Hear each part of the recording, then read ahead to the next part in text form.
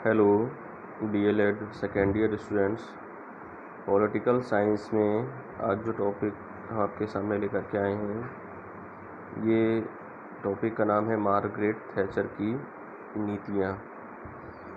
तो Margaret Thatcher जो हैं वो ब्रिटेन की एक प्राइम मिनिस्टर रही हैं और ये ब्रिटेन में इतिहास की पहली और एकमात्र महिला प्रधानमंत्री रही हैं।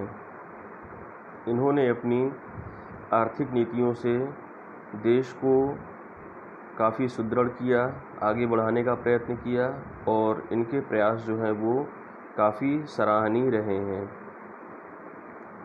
1979 में 1979 में इन्होंने प्रधानमंत्री पद का कार्यभार ब्रिटेन में संभाला और इसके बाद उन्होंने देश की भूमिका को सीमित करके मुक्त व्यापार को बढ़ावा दिया ताकि ब्रिटेन की वित्तीय हालत को दुरुस्त किया जा सके। इस सिलसिले में कई बार उन्होंने बहुत सारे बिल पेश किए जिनका मकसद सरकारी उद्योगों का निजीकरण करना था। साथ ही साथ गरीबों को ये सुविधा दी गई कि जो सरकारी घर उन्हें रहने के लिए दिए गए हैं वो चाहें तो उन्हें खरीद सकते हैं। तो इस प्रकार से इन्होंने अपने देश में बहुत सारी सरकारी कंपनियों को निजीकरण में उनको तब्दील किया। इसके अलावा जो बहुत सारी गरीब लोग थे उन्हें रहने के लिए सरकारी आवास उपलब्ध कराए गए और उनको ये सुविधा भी दी गई कि अगर वो चाहें तो इन सरकारी आवासों को, इन सरकारी घरों को वो खरीद सकते हैं। इस प्रकार से बहुत सारे गरीबों ने जो है वो सरकारी घर जो है वो खरीदे और कहीं ना कहीं उनकी स्थिति सुदृढ़ हुई। इनके इन कदमों से, इन प्रयासों के फलस्वरूप कहीं ना कहीं जो है वो गरीबों को एक मजबूती प्रदान होती है।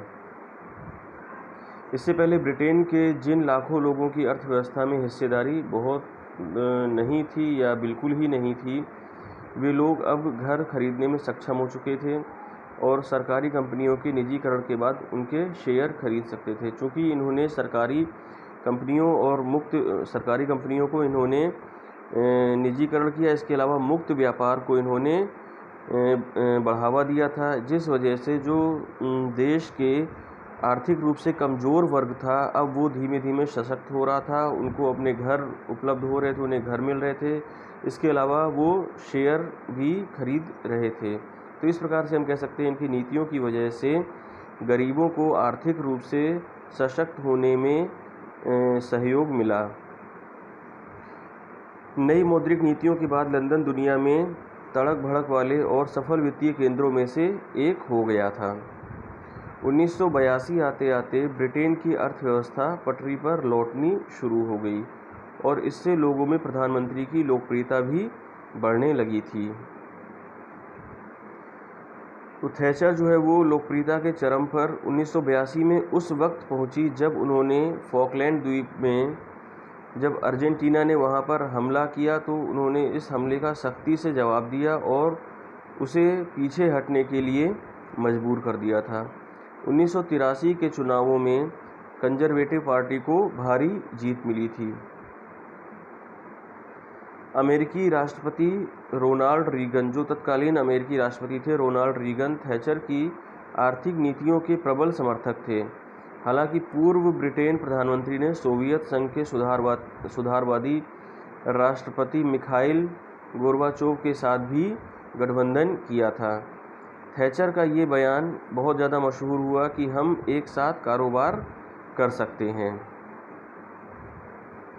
थैचर जो है 1987 में लगातार तीसरी बार आम चुनाव जीती, लेकिन 1989 में यूरो शिखर सम्मेलन और अपने मंत्रिमंडल के सदस्यों जियोफ्री और माइकल हेसेलटाइन के साथ मतभेदों के कारण उन्होंने इस्तीफा दे दिया था। इसके बाद जॉन मेजर को उनके उत्तराधिकारी के तौर पर चुना गया और मार्गरेट थैचर जो है वो सांसदों वाली कुर्सी पर लौट आई। इस प्रकार से जो जॉन मेजर थे उनके उत्तराधिकारी के रूप में उन्हें चुना गया और उन्होंने पदभार संभाला प्रधानमंत्री का। और जो थैचर थी वो संसद में जो आम सांसद जो है उस कुर्सी पर वापस लौट आई थी। 1992 में 1992 में उन्होंने चुनाव न लड़ने का फैसला किया, जब तमाम अटकलों के विपरीत कंजर्वेटिव पार्टी सत्ता में लौट आई। तो यानी कि 1992 में उन्होंने चुनाव नहीं लड़ने का फैसला किया था और कहीं ना कहीं बहुत सारी ऐसी अटकलें लग रही थी कि इस बार कंजर्वेटिव पार्टी यानी कि जिससे मार्गरेट थैचर बिलोंग करती थी वो इस बार चुनाव हार सकती है। इसके बावजूद इनकी पार्टी जो है वो सत्ता में लौट आई थी। उन्होंने बाद में अपने 2 संस्मरण भी लिखे थे। 2001 में जब उनकी तबीयत खराब रहने लगी तो उन्होंने अपनी सार्वजनिक गतिविधियां कम कर दी थी। उनके डॉक्टरों ने उन्हें सार्वजनिक तौर पर भाषण न देने या कार्यक्रमों में हिस्सा न लेने की हिदायत दी थी। थैचर के समर्थक उन्हें बोझ तले देश को वापस पटरी पर लाने, ताकतवर मजदूर यूनियनों का असर कम करने और दुनिया में ब्रिटेन का रुतबा बहाल करने का श्रेय देते हैं। बेशक वे दमदार राजनेता थी जिनमें मजबूती से खड़े रहने का मादा था, भले ही चाहे परिस्थितियां उनके प्रतिकूल हों या उनके अनुकूल रही हों। तो इस प्रकार हम देखते हैं कि जो मार्गरेट थैचर थी, इन्होंने अपनी आर्थिक नीतियों के बल पर ब्रिटेन में एक क्रांतिकारी परिवर्तन लाए थे और कहीं ना कहीं जो गरीबों की स्थिति है उसको सुधारने में इन्होंने अपना महत्वपूर्ण योगदान दिया था। तो छात्रों, ये टॉपिक यहाँ पर आज कंप्लीट होता है। हम अगली क्लास में नए टॉपिक के साथ मिलेंगे। धन्यवाद।